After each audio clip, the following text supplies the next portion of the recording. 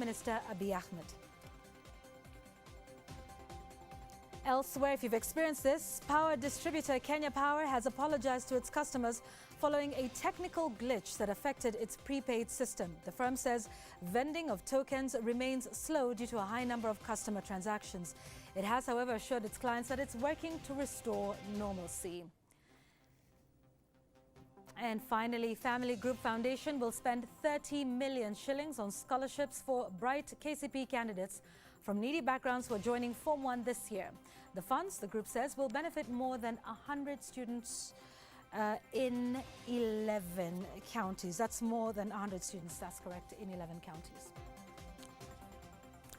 Right, now you're up to date. So let's talk about this. We are hoping to continue with a series from time to time of emerging businesses, many that are disrupting the traditional way of doing things. And this is just the first of that series that we have embarked in here on Business Now. So if you know of any, please do let us know. The hashtag is Business Now. But for today, we're talking about two things. One, Airbnbs and, containers. Many people are now making offices, homes, hotels from container homes. That's moving away from the traditional brick and mortar sector.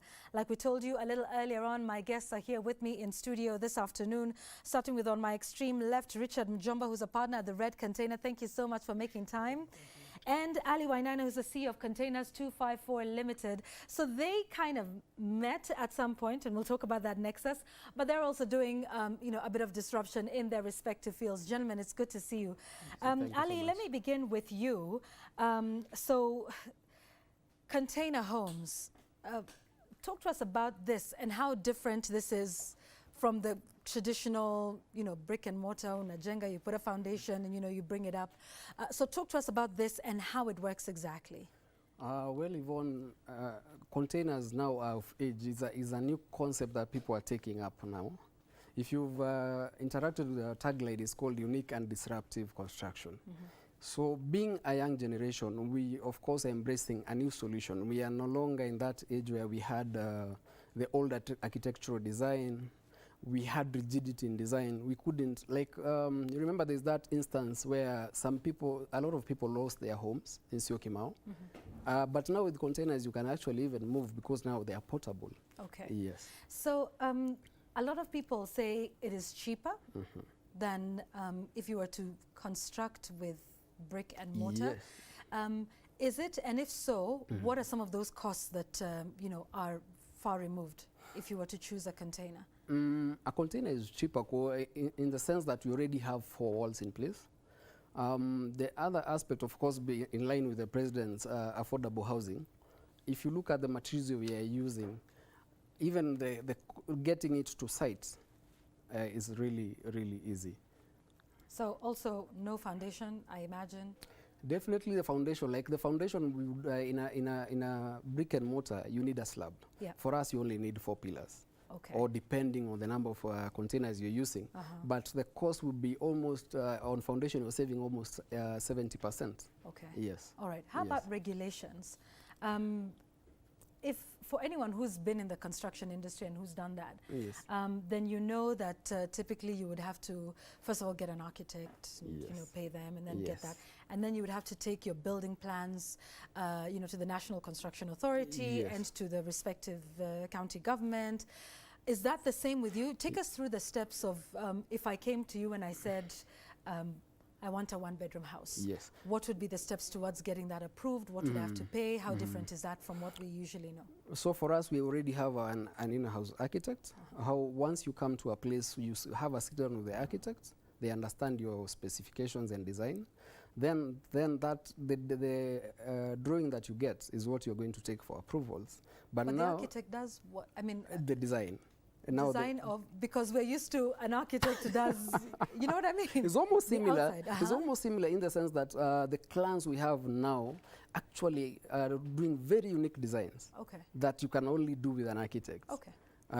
For example, with the concept that we have with the man caves and the divas den, you'll find they're very varied designs. Okay, yes. And we'll talk a little bit about that. True. Yeah. So you get an architect? Yes, you get the architect, they will do the drawing, then we send it for approval. But the beauty about it, this is almost a temporary structure. So it does not go all the long process of having approvals. Okay. Yes. Okay. Yes. And then construction begins. Begins. All right. The timelines, of course, will take about 45 days to build even a mansionette. Okay. Yes. Okay. Yes. Okay. Mm-hmm. And then building on that, Mm-hmm. then Richard, you guys decided to start an Airbnb, Exactly. and you made it out of a container. Yes, we did. So it's disruption times 2, I guess. Times 2, yes. But talk to us about you know, Red Container, what it is you do specifically, and why you believe it's a disruption. All right, thank you so much for having me in your show. First of all, there are many people who are looking at options of owning their own business, knowing how to start it from start to end, but most importantly, what are the cost implications when you're looking at it in the long term. So the very first thing you have to do is probably a background check on either whether you want to do brick and mortar, and in our case, container homes, or rather container direction. Mm-hmm. And for us, the container direction has been amazing simply because when you look at the overseas market, they're looking at it as a fad, more or less. It's more or less something new and disruptive, and that's why we got sold into the idea at the very beginning, simply because our general aspect was to capture into the market of adventure-seeking generation. And you're finding a lot of bikers, a lot of getaway people who want to just get away from the normal. They're just finding an escape there. Yeah, so advantages of an Airbnb such as yours over a hotel, why do you think this is growing over the hotel industry? So the traditional, I would go to a big hotel and, you know, And get away from it. and get away from everything, yeah. Well, first and foremost, the main advantage of having your own space as compared to a hotel is the fact that you can create whichever wonder you want to create, as compared to what a hotel has already prescribed for you. Mm-hmm. You have an advantage of having your own personal space, especially given our side. You have your own personal space set away from everything else, and you can own all that space for an entire whole period of time, depending on what you want to achieve over your period of time there, as compared to traditional hotels where your stay is defined by already set norms that have been running for years. So what we're trying to do is to create something different and give you an experience that will last a lifetime, as compared to just a place where you can lay your head. Okay, can we talk about the regulations in your sector? For sure. Topmost being digital service tax, because you're on an Airbnb platform. But of course. So tell us about that, and you know, what your thoughts are, and also all the other regulations that are required in your sector. Fine. So one of the main things I think over a month ago, there hasn't been any strenuous regulations within this locality that are tying down Airbnbs, but like I told you, it's a month ago right now. If you want to own your own container or Airbnb unit, you have to be incorporated into a limited. That's already 30% incorporation tax. Okay. You're also looking at 16% VAT on top of that. There's also something called 1% in DST, Yeah. but I think most of these are items that you can always see, you can check out. But there's one thing I want to, apart from the levy, which is there at about 2%, there's something else that the government imposes. It's more or less an annual pay.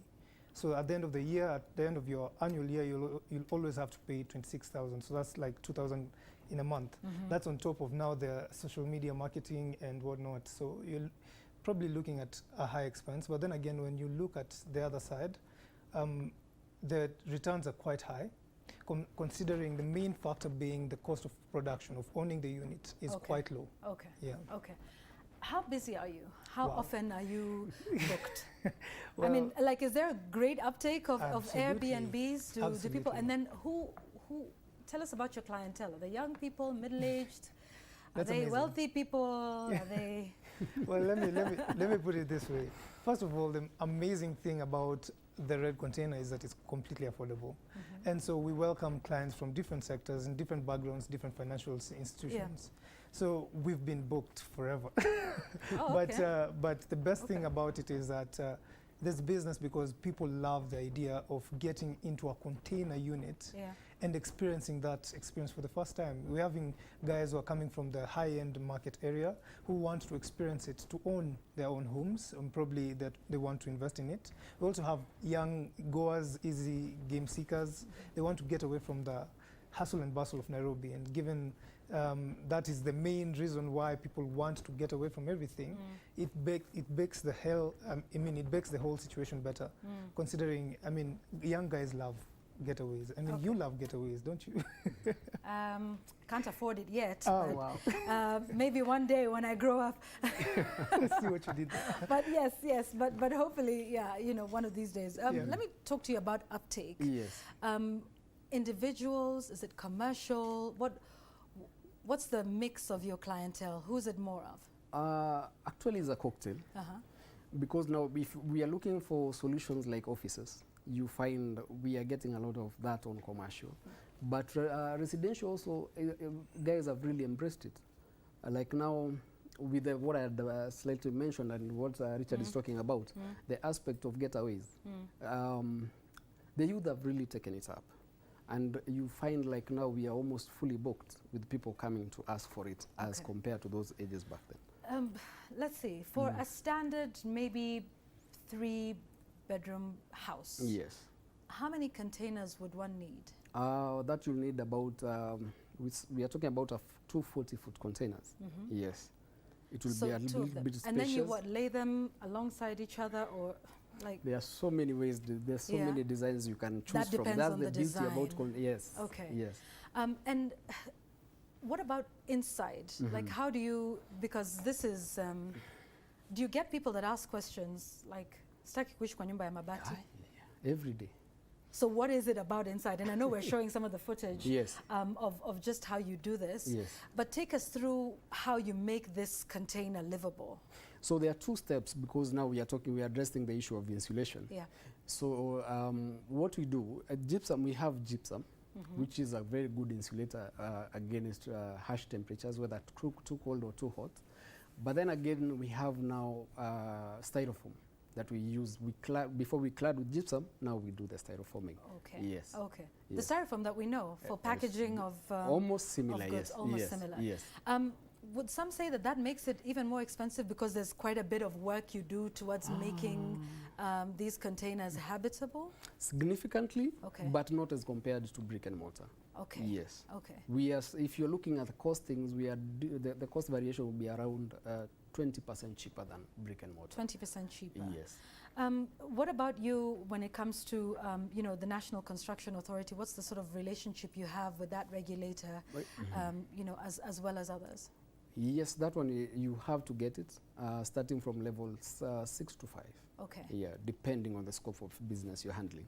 Absolutely. And so you would actually take your plans as well to the National Construction Authority? Yes, we do. In addition to the county government? Yes, but sometimes you might find even the clients, before they even bring to you, they've already taken up. Okay. Yes. Okay. And that is obviously on the client. That's their responsibility to make sure that happens. Yes. Tell us about getting listed on Airbnb. All right. How that works for those who are saying, yeah, maybe, you know, I have an apartment or something, and what's the procedure like, and how's that working for you? You know, in a different sector, like Uber, which is pretty much the same as Airbnb, whilst it has caused disruption, we hear of you know, complaints in that sector about just how much money they're getting. But could you give us the experience about getting listed on Airbnb and whether this has helped you get more clients that you wouldn't otherwise have had access to? Definitely. Well, we thank God for innovation and technology. We majorly look at our Airbnb as an innovative unit. And so the process of getting into Airbnb is quite simple. It's almost similar like getting into Uber and any other online service. You just have to pay, of course, 1,000 shillings, I think, registration. And given the current state of your Airbnb, I usually always look at the other side before I get into the regulation and the charges, of which, of course, you can own an Airbnb, but running it is where the real magic happens. About probably what you need to know, I would always encourage guys to do the background check, because the Airbnbs majorly focus on location, on area. So if you're in an area where your clients are not, they cannot access, or there's there's no other any other feature that can attract people to that site, I always advise the clients to find something that's attractive enough to bring guys all the way there. And about the returns, definitely the returns depend on how you are setting up your business. I look at Airbnbs just like Uber, just like how you're setting up your own small business. So if you look at it that way, you would know how much you want to make in a certain period of time. You define your rates and you define your clientele, and your rates define your clientele all the same. So look at your amenities, look at what you're bringing into the table, something different, something dynamic. And once you have that on the table, people are receptive to it, especially if you do correct targeted marketing to it. People are receptive. And that's the platform. The Airbnb gives us that platform very well. Let's speak about COVID-19 because that, in some ways, has helped Airbnbs 100%. due to the fact that you know, we can't congregate in big numbers at hotels. Like Yes. it would look like the big hotel experience is something that is not preferred right now, obviously with the protocols, and you have benefited. So first of all, has this benefited you during the COVID-19 period? What has business been like? 100%. I would say that whilst others looked at COVID as a bone on the back or a stuck at the back, we looked at it as an opportunity. And right now, everyone is stuck in their homes. Hotels are closed, restaurants are closed. There's nowhere to go, and you get. I usually imagine this scenario of a young man in a family, and you know, you have your wife yelling, your kids yelling. You want to get away from all of that. Airbnbs provide that solution. They make it easy for you to just get away from the norm, disrupt your mind a little bit, have a relaxed time, then come back to your norm. And the best thing about it is that because of COVID, of course, we have maintained our cleanliness, our standards, and sanitary standards are, of course, high and up to par. But when you look at now general hotels, of course, they've been mostly affected, and guys are looking at other options. People have to, you know, still people have to go places. They have to rest, chill, talk. Yeah. Okay. And we'll come back because I have, you know, a follow-up question sure. to that. How about you? What has the COVID-19 period been like for your business? It's been good in the sense that most of our clients now have time to really focus on what really matters. That is one of them being getting a house for your family, getting a roof for your family. And they're looking at now solutions that are fast enough, and container being one of them really is a good option for them. The other option in terms of what Richard has been talking about, so many people are finding it very hard to work from home. So we've come up with a solution for that. We have something called the office pods. So if you have some space in your backyard, you just come with a container, say about a 10 by 10. It's customized to your specifications, and you get your peace of mind working from that solution, that space. Okay, so continue to think of solutions in that sector. I want us to take a break here on Business Now. We have much to discuss, like what the future looks like for these emerging businesses and how will they remain sustainable, even though they seem to be thriving during the COVID-19 pandemic. But what lies ahead? Keep your feedback coming at Citizen TV Kenya, at Yvonne Okwara. I'm seeing here one from Zulina Media. You're saying great show. We can partner with some of the emerging businesses and grow together. We'd like to build our first office using the containers. Well, there you go. So that's some good stuff. Keep it coming. The hashtag is Business Now. We come back. We have much more to discuss. We're calling this the emerging businesses sector, and we'll be right back with more.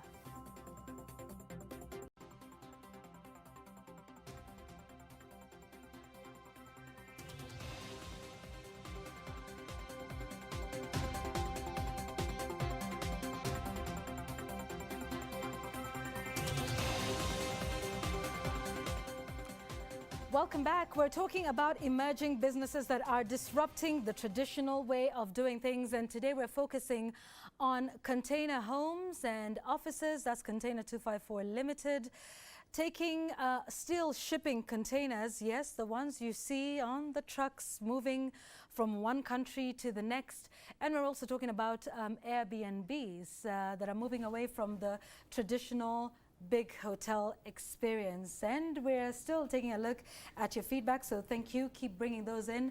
There was something we were talking about during the break, and I think it's something to address with you, Richard. Yes. Do you get questions about security for two reasons?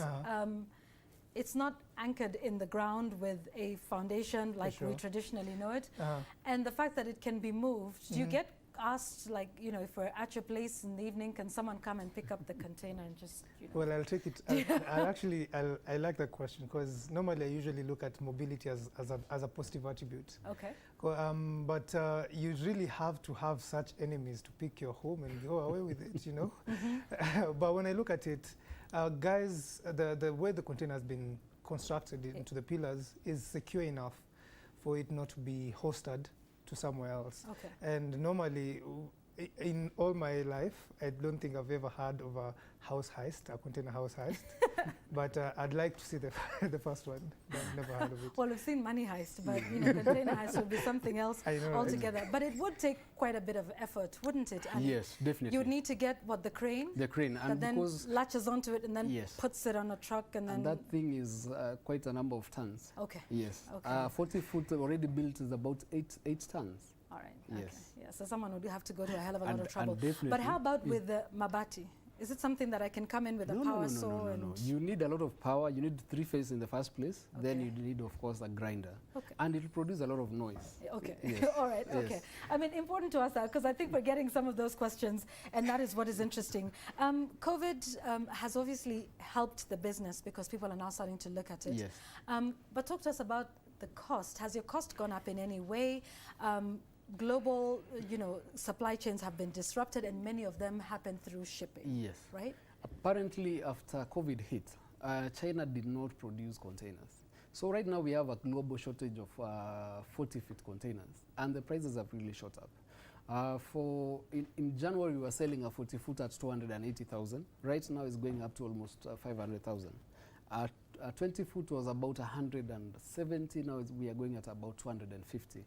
Yes. So apart from shortage, definitely price as well. Price has gone up. Yes. And of course, a lot of people thinking, you had mentioned to me, Ali, about some innovation that you were seeing when we talked about, you know, your clients, whether they're individual or commercial. And there's Kenyans in this town who have some interesting ideas. You talked about a what den? What was that? The man cave. And the one for the ladies is what? And there's Diva's Den. Diva's Den. Apparently. So, wait, you need to be schooled. Apparently, this is what all of y'all are doing. Yes. So the gentlemen, of course, they went and found a toy for themselves that we call the man cave. Is an escape. For example, you've had a hard week, so you of course you can't go clubbing. So they look for a place to go and have the activities. Yeah. And you'll find most of them have land in good places like Ngong with very good sceneries. So the ladies were like, why not? Why is it that you guys are only considering men? Can we get ours as well? So we came up with the Diva's Den. Even the way we got the name, that was from our clients. Do you see how open my mouth is? So they, okay. So you can't create a Diva's Den in your backyard or something? No? You can. Or you want to get away from what Richard called the yelling? Yes, it's an escape. It's an escape. Or and not you created really a few of these? Not quite a number. Quite a number. So Kenyans are buying into this? Yes. Okay. You find we are doing quite unique designs for them. You have a deck on top of your unit. You can enjoy your sunsets. You can enjoy your sunrise. You have drinks with your friends. Well, of course, you're observing social distance. Yeah. Yes. Okay. How far is your reach and the uptake? Is it Nairobi based, or do you have people? How is this being embraced across the country? I can tell you, I have a particular client who sent us money from diaspora, from Canada to be specific, and we went and did the house. We delivered the house in Matunda in Kakamega for her. She came, went, checked out the unit, and she flew back and sent us some very nice images for that. Okay. Yes.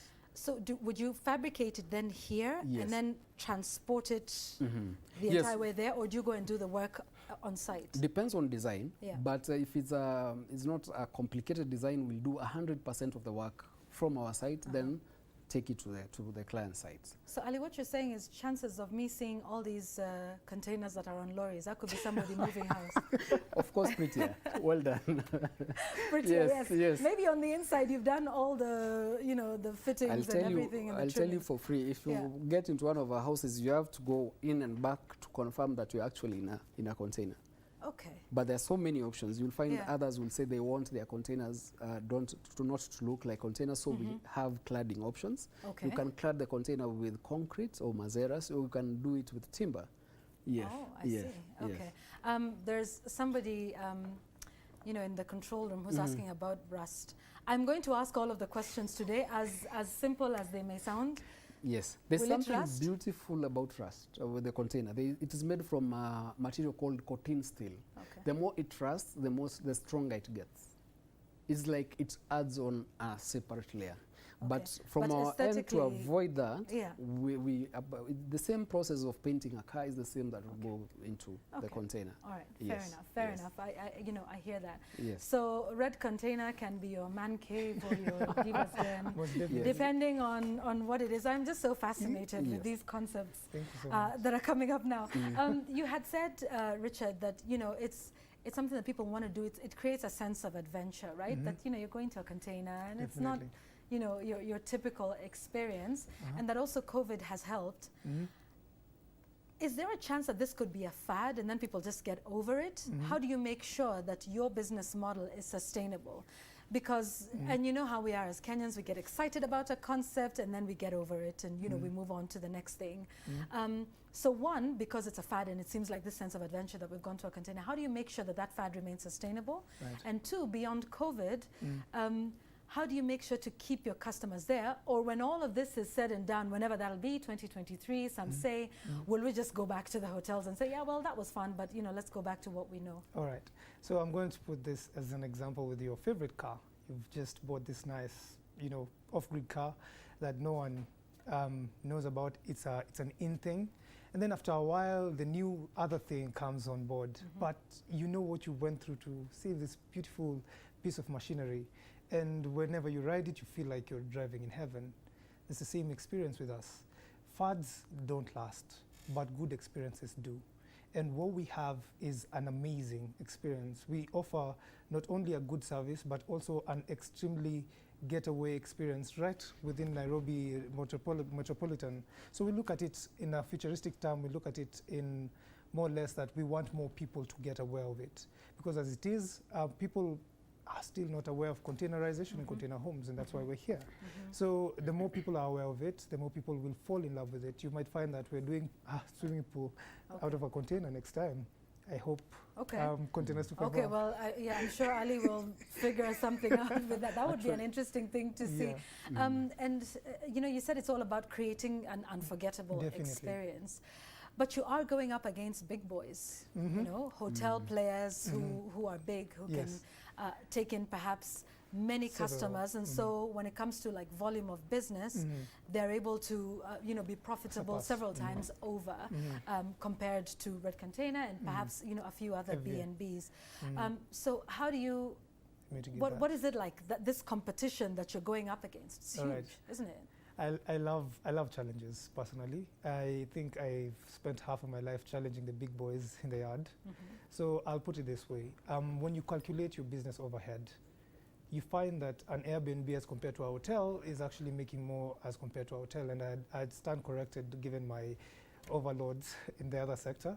But I've seen guys surviving. It's the same theory with Mama Mboga in the streets, and a supermarket next door should make millions and take it to the bank. It's the same theory. So everybody's making money. It's just about, you know, managing your overheads. Finances. Okay, so keep your questions coming in. We still have a few minutes to go with the show. Also on text message, it's 22422. I'm already seeing a question here, and we can get to that. I think everybody wanting to know, how much is a 3-bedroom house? And I know that's a difficult question to answer because of, you know, size and dimension, but there's probably somebody saying I have a small piece of land. We have indicative cost. Okay. A 1-bedroom would start from a 1.1. No, let me start with a 20-foot studio, which is the smallest unit we have. So it would be like your typical bed sitter? Yeah, bed sitter. Okay. Only that it's en suite. All right. With a kitchenette. That one would start from around 650K. A 1-bedroom will start from... Sorry, that cost is everything? All inclusive. So now I have my container and I move in? Yes. Okay. So the other one would be a 1-bedroom. We start off with around 1.1 million. 2-bedroom will start from 1.3. and then a 3-bedroom would start from 1.8. But all these figures are dependent on specifications of the client. Yes. Yeah, because some people want a little more, others want a little less. Yes. And those prices are comparative to, traditional brick and mortar? We're slightly lower, but yeah. I mean, at least it's competitive in some ways. Yes. What's the most bizarre request you've gotten, or let me say, the fanciest thing you've been asked to make? Like, how fancy can someone go, and how simple can it get? Just give us a range of that. I have a client who's looking at doing a project that will cost about 17-point-something million. Okay. Yeah. Which is without revealing the client, which is what sort of development are they looking at? There's another one that we are actually developing the concept. There's someone here in Karen who wants a 10-bedroom using shipping containers. Yes. 10 bedrooms. But very high end. Okay. Yeah. Okay. So, all right. So, it's for everybody across the spectrum. Yes. I guess, like you said, it depends on what you want and what you're willing to put in it. Yes. And why did you choose a container? Why didn't you just because you're located in Ngong? Yes. Yes, Ngong town. Why a container over brick and mortar? Yeah. Well, let's just begin with, again, I keep on going back to the analogy of that fancy car. I've, for a long time, been observing the international market and the appreciation of containerization, mainly in leaving behind a less carbon footprint, considering doing a brick and mortar home will definitely set you off as a destroyer of nature. So we decided to do this an absurd unit that's completely different from what people are used to, mainly because it was supposed to be a point of attraction for the guys who are coming there. We initially, we tried to set it up as just our own personal space to just, chill and relax. But then again, the demand that we got for guys who wanted to experience container homes and know what it's all about was immense. And so with that, a business was born, and here we are. Yeah, okay. Let me just use the last 8 minutes or so I have for the show to get in a couple of questions. Here we go. I think there was one person who asked about fire, safety with fire. Yes. Kelvino Pioneer says, please ask about safety in case of fire. Number one, the material, the container itself, it can handle fire. Number two, gypsum already is a very good insulator. It's fireproof material. Yes. And the styrofoam. Yes. Styrofoam is not. It's inflammable. Yeah, inflammable. But now it's countered by the gypsum itself. Yes. Okay. No matter how much you try to burn it, can't. Okay. It's fireproof. There's one, the life of the container houses. Edith Kiongora says, please ask about the life of the container houses, especially when we consider corrosiveness. I know you talked about this. Yes. But just to respond to her once more. I would say almost 100 years. The reason why I'm saying that is, a container can live in the sea, the harshest of conditions, for a very long time. So imagine the temperature we have here in the equator. Definitely can compare. Okay, all right. Yeah. Here's another one. Rent Rahisi says alternative building solutions is what Africa needs. Hilda Ayata says the finishing inside looks marvelous. One wouldn't imagine it's a container house. Jacob Abere Matlala says this is the thing as housing is concerned, but it's prone to wealth conditions, high temperature and rain floods. It's not good for lowland areas. Do you want to address that? We have solutions for that, starting from pillars. You can raise your house to that level, almost, we are talking about 2.4 meters high. So it's all about, what you would like to do. Yes, we customize solutions to counter. Okay. Yes. Okay, so based on the area, based on what a client wants. And then somebody else has said, still Rent Rahisi, Rent Rahisi says, the red container is a great getaway and a capital investment solution. I will get to a few more questions, but let me ask this in closing, and a few more comments, we'll get to that. In closing, Richard, what does one need to know to get into an Airbnb? What are the capital costs that one needs to consider? And then, of course, now running it. Just someone who's thinking and saying, I might want to be, in this business. What do they need to consider? how much money would they need to have from your experience? All right, so let's talk about exactly your idea on owning the unit. I chose containers because it was the most easiest, affordable, and more time-friendly solution that we could have to, as compared to brick and mortar. And because of the cost already spent on the unit, probably around for whatever figure that we did at that point, which was cost-effective, I won't mention it, but it was cost-effective. Now, running the business is all about how many numbers are you raking in. Because again, for us, we have someone on site who's always going to be there for you whenever you need. So we have to calculate our overheads. Do you have a chef? Do you have someone who can cook? Tell you what, I have a whole menu. Okay, okay. A whole menu. Because that's what I would want for a getaway, where I don't have to cook, because I do that. Yeah, and we do provide for that. Okay. We do provide for that. All so right. In the So long term, managing your overheads, right? definitely. Okay. So when you're looking at expenses, please look at where in brick and mortar you're looking at electric bills, water bills. You're looking at the person who's going to be staying there and cleaning. So if you're looking at probably maybe between 5,000 to 6,000 a month for those kind of bills, depending on how much the usage is. Yeah. The Airbnb our Airbnb is completely off-grid. So we're using borehole water, we're using solar power to power electric units. So we're completely off-grid, which means that our expenses are lower. So if that is a direction that you want to take, again, it depends on where you're situating your business at and what your direction you want to take. But it's quite easy. I mean, it's quite easy. All right, okay. So it's looking at lowering your overheads. And those are some of the things that you've been able to do. So if you've been thinking about setting up something like that, and you have your you guy, my guy, and you have a plot near Vashas, isn't that what you say? You know, that might be something that you can do. For you, what would it be like? What does it take to start it? One would think this is expensive. You're, shipping in steel containers. What I would actually even tell people to have is just the product knowledge. Be as creative as possible. Right now, thanks to Pinterest, you are able to see a lot of stuff. And the beauty again is that now Containers 254 is able to deliver quality workmanship. As you've seen in the photos that we have, you might even think the products are imported. Yes. Yeah, yes. And be creative in that. Yes. Because I think I have just time for maybe one question from Charles Kimani. Says, can these container houses be placed on black cotton soil, or do you need to excavate? What kind of foundation is needed? For black cotton, there's something called raft foundation that is done on.